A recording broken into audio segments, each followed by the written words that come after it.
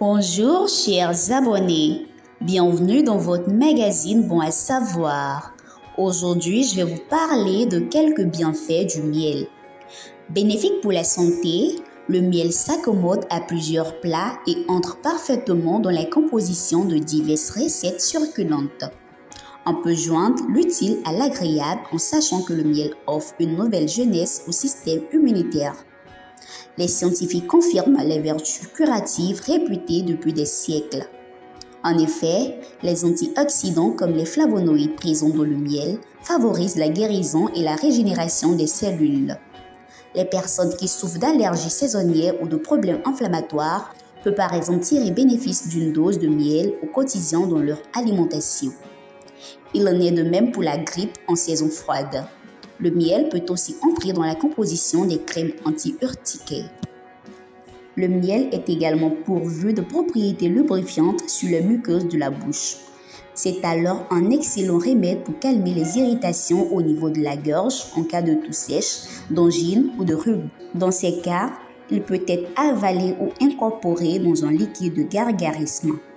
On peut appliquer le miel sur les gencives enflammées ou irritées. L'application du miel sur les cheveux en tant que masse de soin permet de redonner brillance après les agressions. On peut même créer son propre masque à base de miel, de savon et d'huile d'olive. Ainsi, vous aurez un produit naturel de qualité bon pour le corps. Les lèvres gercées retrouvent leur souplesse avec un traitement quotidien avec un baume au miel. Ce produit naturel de la ruche dispose de propriétés servant à inhiber la croissance des bactéries et des champignons et prévient leur prolifération. Une goutte de miel sur une plaie permet par exemple de prévenir l'apparition d'une infection. Un peu de miel dans son masque pour le visage calme certains types d'acné.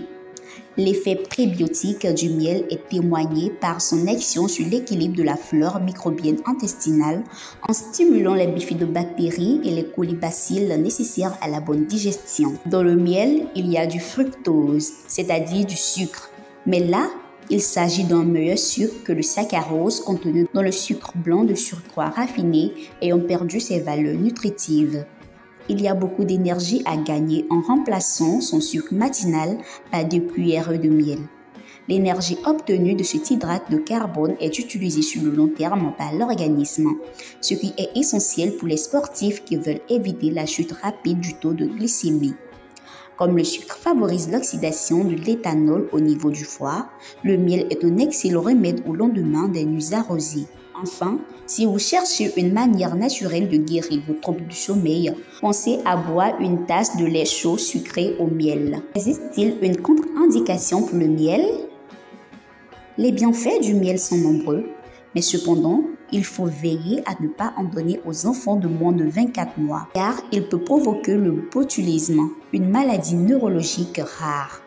De même, le miel est contre-indiqué pour les personnes souffrant de diabète, bien qu'il contient des nutriments qui ont beaucoup de propriétés antiseptiques et antioxydants. Il est important de bien choisir le miel.